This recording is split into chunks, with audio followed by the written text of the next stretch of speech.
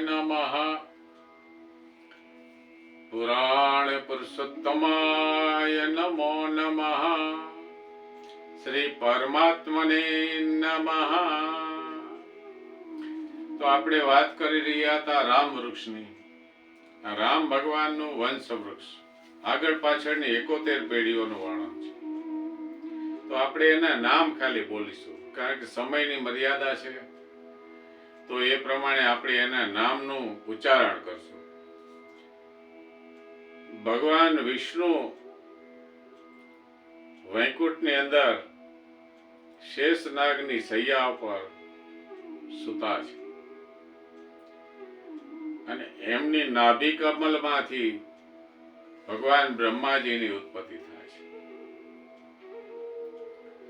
તો આપણે બ્રહ્માજીથી શરૂ કરશું. પહેલું નામ છે બ્રહ્માજી. એમાંથી મરીચી, કશ્યપ, સૂર્ય, વૈવસ્વત મનુ, ઈક્ષ્વાકુ, વિકુંભ, કુકુત્સ્થ, અનનેસ, પૃથુ, વિશ્વરાશ્વ, આદ્ર, યૌનાશ્વ, શ્રાવ, શ્રાવસ્તક, બૃહદસ્વ, દંધુમાર, દ્રઢાસ્વ, હયસ્વ, નિકુંભ, સહતાસ્વ, પ્રસેનજીત, યૌનાસ્વ, માંધાતા, પુરુકુત્સ,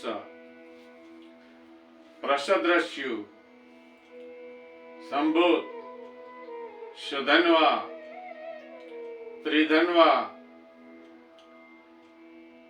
રુજારુણ, ત્રિશંકુ, હરિશ્ચંદ્ર, રોહિત, હરિત, ચંચુ, વિજય, રુરુક, વૃક, બાહુ, સગર, અસમંજસ, અંશુમાન, દિલીપ, ભગીરથ, શ્રુત, નાભાગ, અંબરીશ, સિંધુદ્વીપ, અયુનાજીત, ઋતુપર્ણ, ઋતુપર્ણી, શુદ્રાસ, સૌદાસ, સર્વકર્મ, અનરણ્ય, નિદ્ન, અનમિત્ર,